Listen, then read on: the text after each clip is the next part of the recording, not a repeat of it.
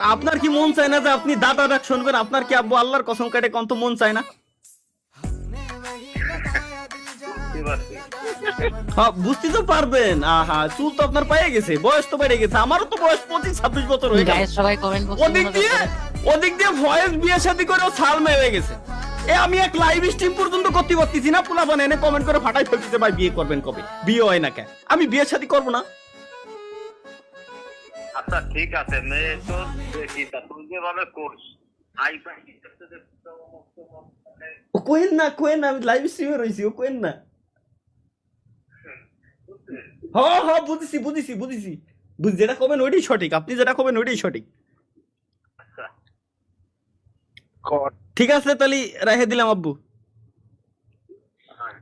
ঠিক আছে, লিক করে দিলি পিপ। হাই আমাদের মায়ে দেখতেছে বলে কেমনে কি লাইন। দেখতেছি আগে কেটে আসি। না মানে কি বলবো গাইস, আসলে মানে এরাই আসলে। আমিও বিয়ে করবো, আমার বউ হবে কেমনে কি ভাই?